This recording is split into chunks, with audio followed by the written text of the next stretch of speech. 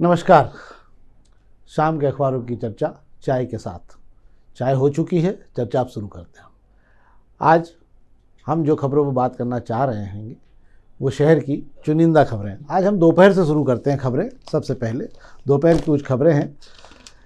कुछ खबरें एक पहले पेज की है जिस पर यह है कि महाराष्ट्र में जो है जिस प्रकार के परिणाम आए उसको लेकर पूरा इंडिया गठबंधन है वो एक तरफ हो गया और शायद सामूहिक इस्तीफे की पेशकश करने का प्रयास किया जा रहा है।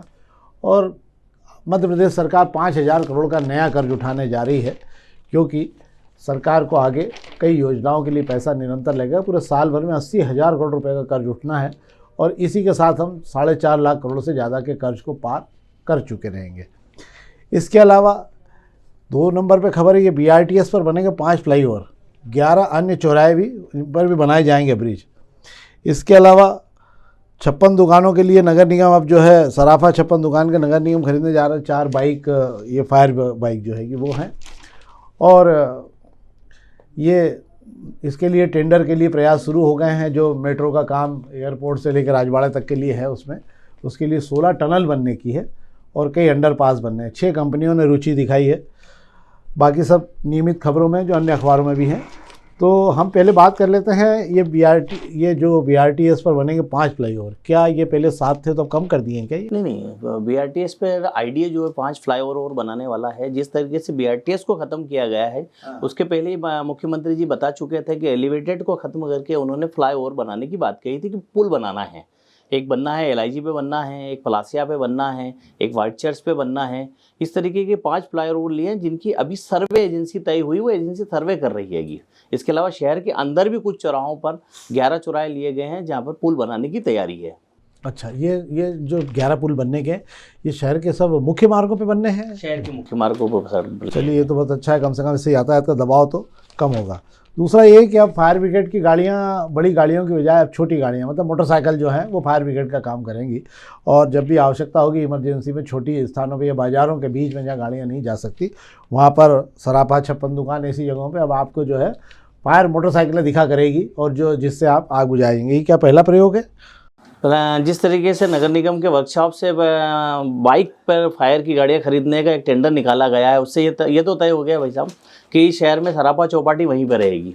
सराफा चौपाटी पर जो सवाल उठ रहे थे हटाने के, अब ये तय हो गया सराफा चौपाटी वहीं रहेगी। उसकी सुरक्षा की जिम्मेदारी नगर निगम ने ले ली है, तभी वो ये मोटरसाइकिलें खरीद रहा है जो वहाँ जाके किसी भी आपात स्थिति से निपटेगी। अच्छा, मतलब इतना सब प्रचार हुआ और सब मार जगह का देखने का अभियान चला था, वो कुल मिला के ठंडे बस्ते में चला गया है।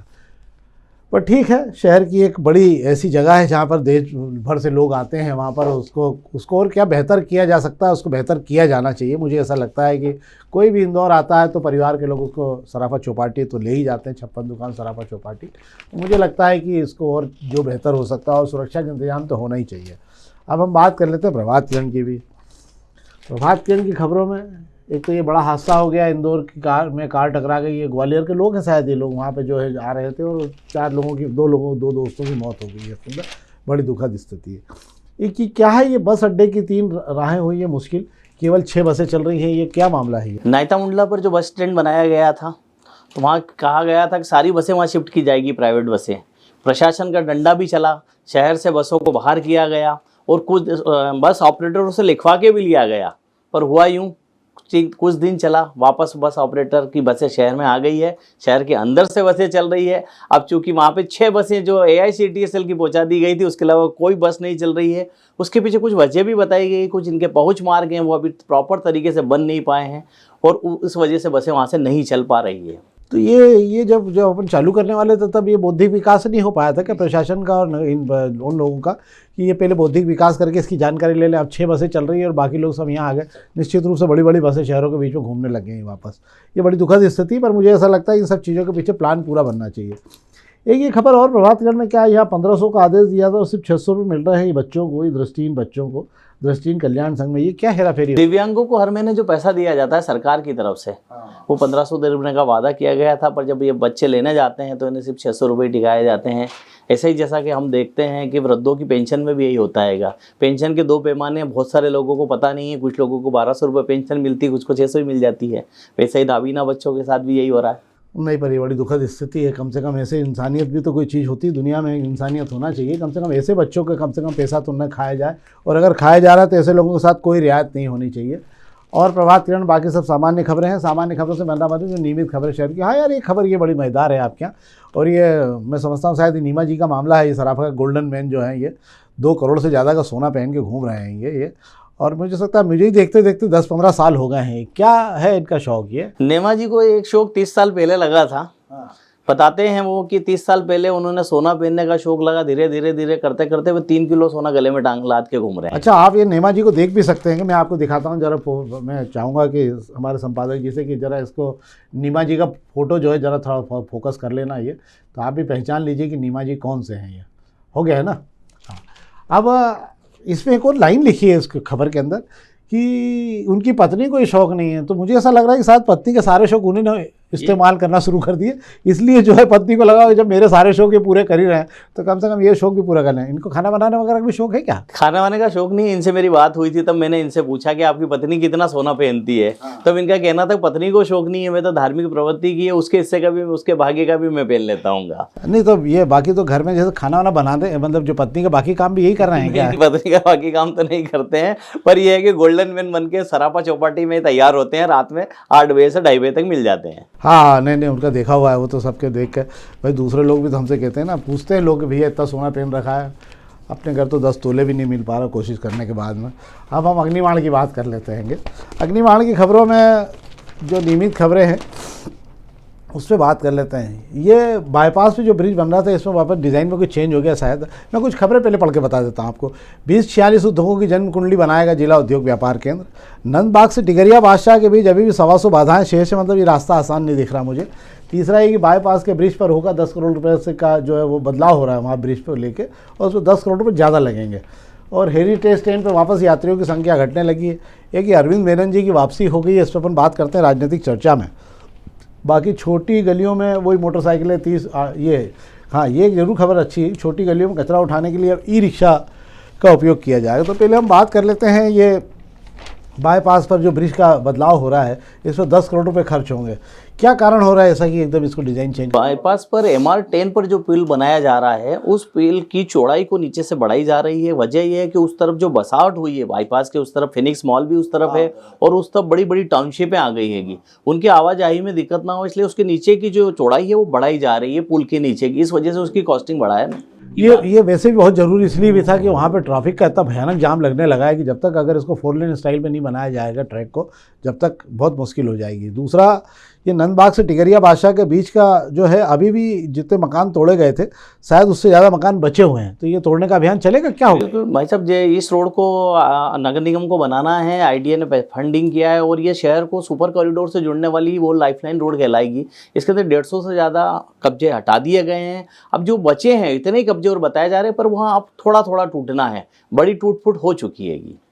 एक ये है कि नए रिक्शे ई-रिक्शा आ गए हैं अब आपके पास में। ये जो है कचरा उठाने के लिए इलेक्ट्रिक रिक्शा बुलवा लिए गए हैं। तो ये जो बड़ी गाड़ियाँ ये बंद होगी कि ये भी चलेंगी, वो भी चलेंगी? नगर निगम के कुछ शहर में कुछ गलियां और कुछ बस्तियां ऐसी है जहां पर ठेलों से नगर निगम अभी कचरा उठाता है। ठेला गाड़ी चलती है वहां पर, वो ठेला गाड़ी को बंद करके अब ई-रिक्शा ला रहा है, छोटी गाड़ी ला रहा है, ताकि उसके अंदर वो गलियों में, संकरी गलियों में जाए और घर घर से कचरा ले सके। अब हम बात कर लेते हैं पत्रिका की खबरों की। पत्रिका की खबरों में, महत्वपूर्ण खबरों में जो है, एक तो ये सराफा चौपाटी में ये आ गई है फायर, अपन ने बात कर ली है इस पर कि वो 30 वो खरीद जाए, 5 मोटरसाइकिलें खरीदी जाएगी।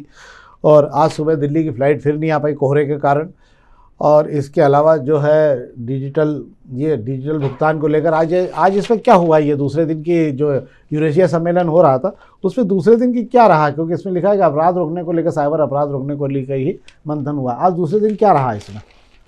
टेरर फंडिंग को लेकर महत्वपूर्ण बात होनी है। आज सुबह से ये चल रहा है। कल पहले दिन था, डेलीगेट्स का शुरुआत हुई थी। डेलीगेट्स ने इंदौर में यूरेशिया बगीचे में पौधे लगाए, डेली कॉलेज में जश्न मनाया, है ना, संगीत का कार्यक्रम हुआ। आज फिर गंभीर मुद्दों पे सुबह से चर्चा चल रही है। टेरर फंडिंग को लेकर, आतंकवाद को लेकर, जिस तरीके से पूरे देश में, पूरे दुनिया में भाई बना हुआ है, उस पर बात हो रही है। ये नहीं, निश्चित रूप से ये होना भी चाहिए, ये देश के लिए भी बहुत ज़रूरी है। इस प्रकार के गंभीर चिंतनों से बहुत बार कुछ अच्छा मंथन से मक्खन निकलता है, और जो देश के नहीं सभी के काम आता है वो।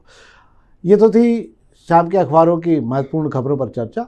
अब हम बात कर लेते हैं कुछ राजनीतिक चर्चा पर। राजनीतिक चर्चा में आज कांग्रेस के राष्ट्रीय अध्यक्ष, युवा कांग्रेस के राष्ट्रीय अध्यक्ष इंदौर आए हैं और बड़े स्वागत की तैयारियों को लेकर, जो परंपरा है इंदौर की होर्डिंग लगाने का काम सबसे आसान होता है, सबसे पहले तो वो लगा दिए जाएँ, तो वो तो लगा लगू दिए थे उन्होंने, है ना।